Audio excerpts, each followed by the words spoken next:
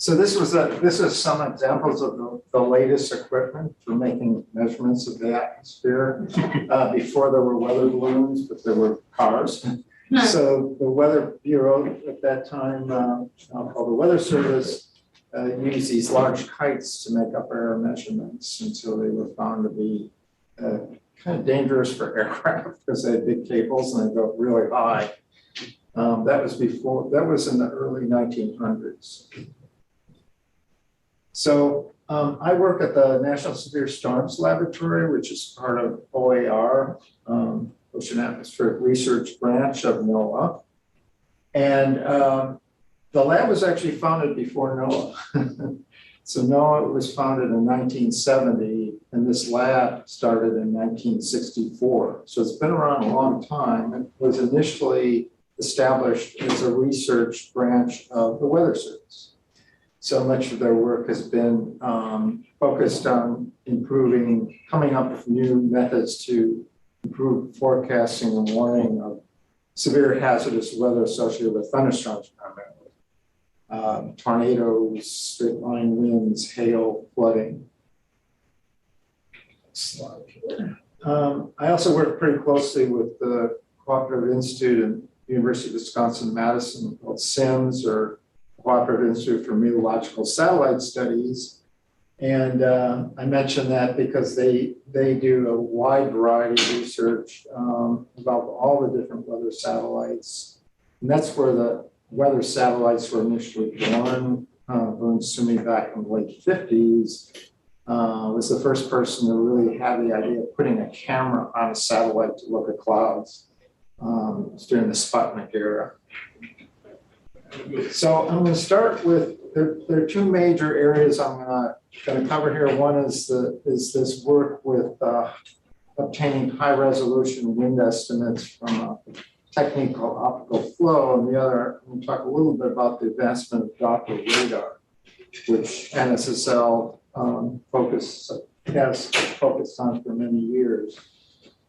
This is an example of winds from the GOES-R operational wind product. And this particular application is for tropical storms. So the center at SIMS is focused on that. They have a web page this is from, and it has things like the winds at different pressure levels roughly, and then looking at shear between layers, which is important for forecasting tropical storms.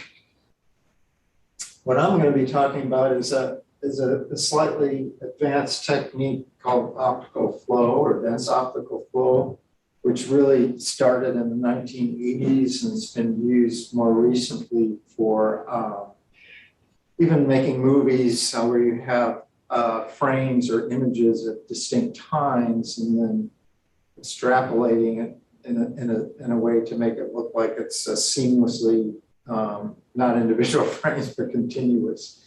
And what you're looking at there are two images of these buildings moving on the left, and then on the right, the colors represent the displacement, the intensity would be the displacement, and the color, in this case green, would be a particular direction of the movement.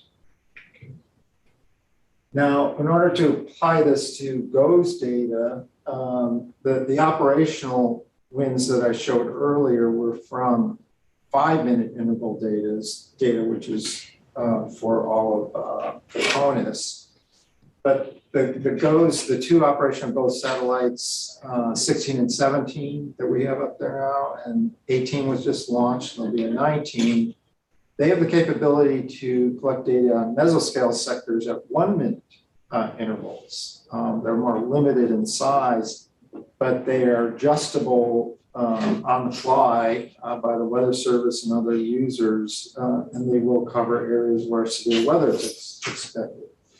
And what you're looking at here is a special type of enhancement of the infrared band, one of the infrared bands, the window channel, of Hurricane Irma. And normally when you look at IR in a typical enhancement, you wouldn't see this kind of detail. the structure. I don't know if we can turn the lights off. Let's see if I can do that. We cannot, because in its. Okay. You actually can if you use some. Oh, okay, yeah, it's a little more visible there. So that you see these striations and structures that you might not pick up. So the resolution of the data is actually 0.1, roughly 0.1 degree Kelvin. And this enhancement is stretched to try to capture that. And so and there's just a still shot from Hurricane Laura, similar type of a pattern there.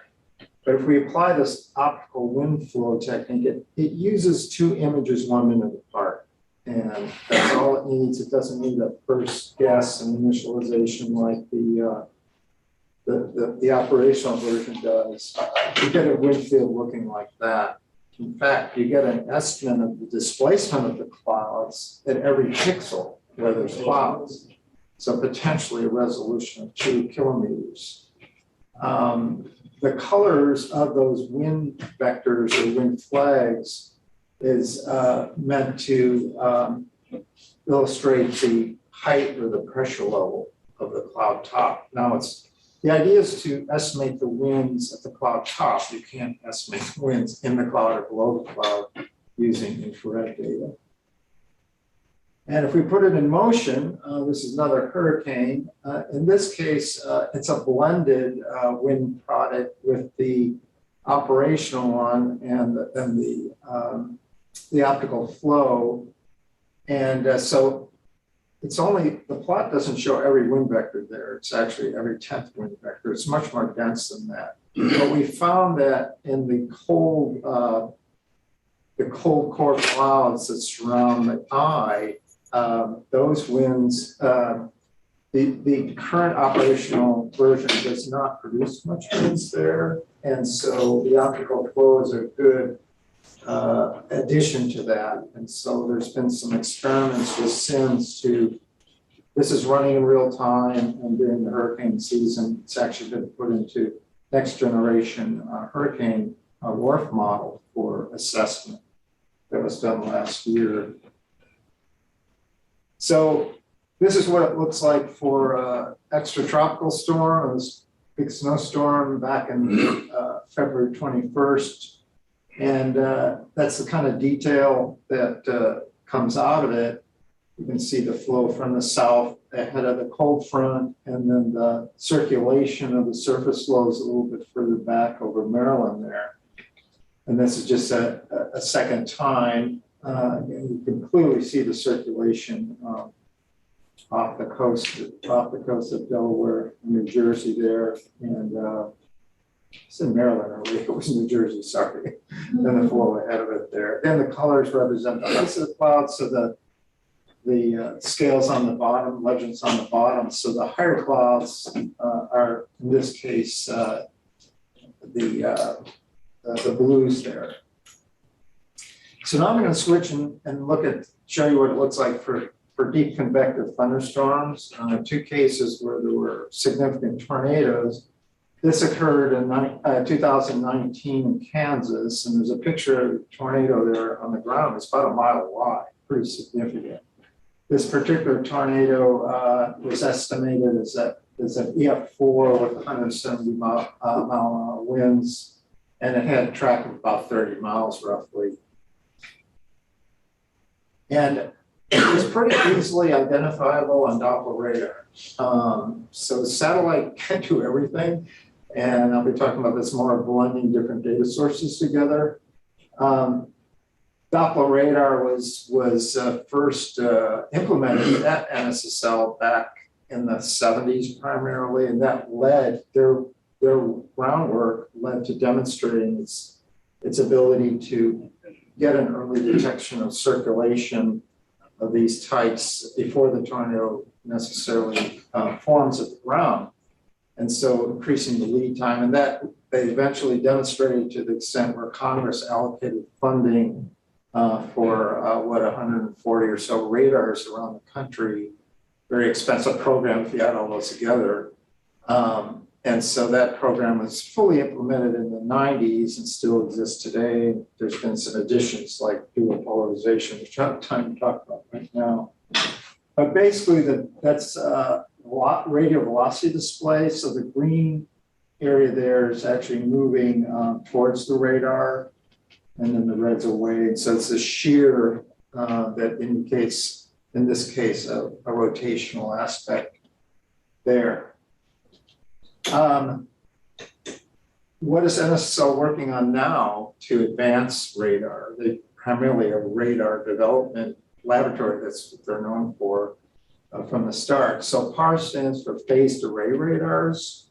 So the conventional radars have, I'm sure you've seen it, there's a big parabolic dish, usually in a golf ball looking shield. You don't see the dish is rotating, so it's mechanical. It takes about a minute for it to make one scan at one elevation, but then to get multiple elevations takes 5-6 minutes because you're going to scan at different elevations. So there's a finite time there to make one complete scan. Phased array does electronic scanning, if you're familiar with phased array antennas. So you can effectively change the direction that beam is pointing electrically by phasing the different antennas together. And so it's very quick. There's no mechanical moving. That's not exactly true. The early ones had kind of a combination of, this one had a combination of both, but in the future, it might be purely electrical phasing. So the idea of using this is then that because you can do it in seconds instead of minutes. And if there's a storm over here and you want to really get detailed measurements, you can actually not have to stand all the way around because you're not moving an antenna. You can target it at particular locations and zoom in, essentially zoom in on those storms and do it in a number of seconds instead of a number of minutes. That's the idea. This will probably be the next generation radar to replace the WSR 88Ds, they're called. I'm guessing it's at least 10 years away, maybe even 20 years away. But 20 years from now, you'll be maybe working with this and coming up with new ways to use it. So these figures show for a particular tornadic storm, these are radial velocity displays like the one I showed you for the other tornado that are used to detect these circulations. And in this case, it shows, well, there's only, with the current NEXRAD is called, the current radars, during this whole period of several minutes, there was only 2 scans by NEXRAD. But the horizontal ones show you the every 20 seconds a new measurement from the phased array. This is an example of how there's intermediate information that could be vital for issuing a warning that are missed with the current scanning strategy. That's the idea that it could add to it. Now, what does that same storm look like from the top from satellite? This is a visible in one of the visible bands, the red band. 1 minute data. I'm animating it fairly fast over a 30-minute time. And superimposed on there is the location of the mesocyclone from the Doppler radar. There's a number there that is the estimate of the shear, which is estimating essentially the intensity of rotation. And it's hard looking at the satellite, obviously see it. You won't see a tornado, but you can see a divergent airflow associated with the updraft, rapid upward moving air. And you see the turbulent nature of the cloud tops, its turrets. So that's visible. Now, if you look from infrared, there's actually many infrared bands available, but this is the window channel, the one that's less affected by water vapor and other components of the atmosphere. And you're just looking at the cloud tops basically. So the bright areas are the coldest. And you can kind of follow some individual cold cloud tops. Again, the radar detected mesocyclone is overplotted there. But then if we apply the optical flow to the IR imagery 1 minute apart, and you get wind vectors looking like this. And I think now you can more clearly see the divergent flow kind of around that overshooting top. So that one potential idea is to quantify the divergence and use it as a measure or a signal of how intense the updraft is, basically. And then this is another way to view it. So the color coding here is actually the wind speed, and there's a scale on the bottom, meters per second. So there's some large area greens, which are 20 to 40 meters per second, but there's a little bit of red that shows up there, right there at one time, which would be more than 40, which is 80 knots or so. To the next one. So the second case I'm going to talk about was a very severe outbreak which occurred a couple of years ago in early March in Middle Tennessee area. I'm sure some of you might remember hearing about it on the news, if nothing else. Severely hit Nashville area and other regions there. That was classified as an F3 tornado with peak winds of 165. That's done by damage surveys looking at the nature of the structural damage. And this had a path of about 60 miles, but there were multiple tornadoes on this day. And I'm not going to show the satellite images for this, we don't have time, but I was going to show you just some time series of various parameters from satellite that could be useful in maybe anticipating the severity of the storm. So the blue dot, it's about a 2-hour time period from left to right, it's a time series. And then the top part has the, in blue, those are maximum wind speeds computed from the satellite optical flow. So you can see there was 160 knots. The jet stream was very strong this time, 160 knots at that one time there. And then there's a secondary max about a half hour later, roughly. But then below is the orange would be the coldest cloud tops. And so there's almost like a negative correlation between the cloud top temperature and the maximum wind speed in this case. I'm not sure what that means, but it's sometimes years ago, there have been theories that collapsing tops when the tornadoes form, but that's not always the case. But if we look at the next time series now, the top's the same, the speeds are the same plot you saw before, but at the bottom, that's the maximum wind shear of the mesocyclone from Doppler radar. And you can see that there were 2 peaks. That would be when the tornado was most intense. And there's a time lag. There appears to be a time lag of a few minutes between, like tens of minutes between when the maximum wind speed occurred aloft. 2 minutes. Okay. So I won't go into too much detail there. So I just want to mention a product that SIMS developed with NOAA called Probability of Severe Storms.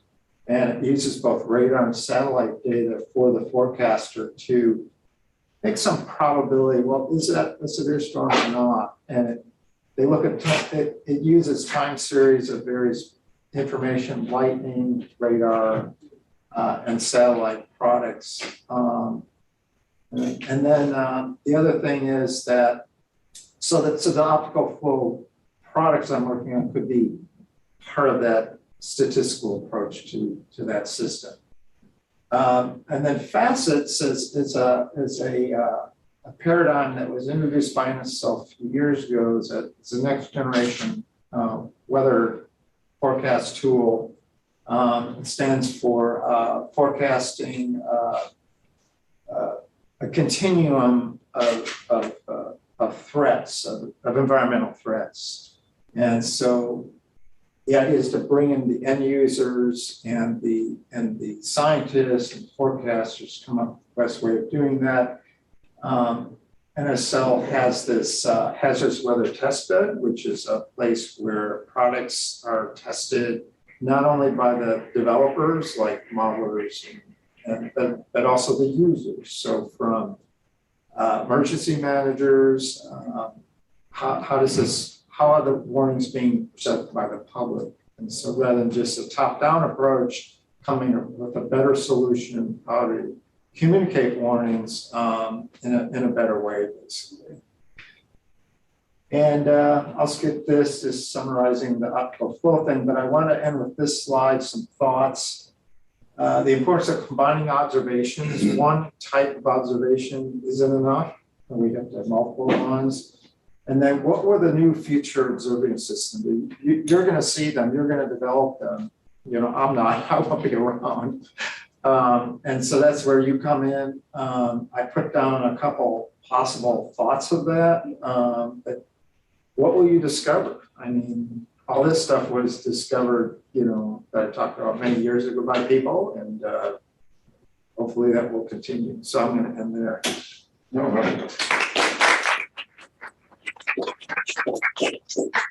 Thank you very much, Dr. Rabin. Any questions? We can take about 2 questions. Yes, right over there.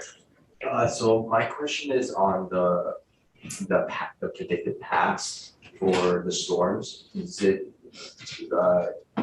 there some sort of subjective input, or is it usually just like a prediction algorithm? What's the process look like? Do you can calculate that? Yeah, it used to be subjective. Now there are tools to you know, you actually automate and track the features and then project them, and you've probably seen that they're called cones sometimes, but they don't have probabilities. And so the current warning methodology is say, well, we're just going to issue it by county or sub-counties. But the idea of the facets is to have probabilities, because a lot of times, if you're in emergency management, you have to make a decision. What is the probability for hurricanes? So what is the probability of this happening? Is it high enough that we have to take some action? We need some numbers. And so going in that direction is what's happening. I don't think we're quite there yet in terms of accuracy, being able to pinpoint, oh yeah, it's 65 versus 60%. But it's getting automated. And which is good, but then I think the human still plays a big role, and we don't want to eliminate that. So, good question, though. Yes. So, with facets and specifically like with warning forecasts and things like that, have there been any discussions about integrating demographic information into that system?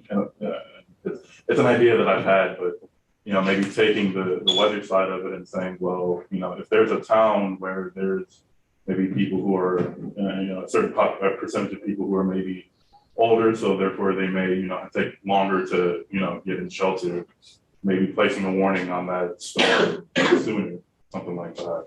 I think we need to have you working on it. I haven't heard that, but I don't know if that's even been considered. But I know there have been studies that, you know, the effectiveness of warnings getting out to different parts of the population, but I don't think they've actually figured out how to make changes to account for those differences. Yeah. But yeah, we need you. All right. That's an invitation for you. Yeah. Thank you very much.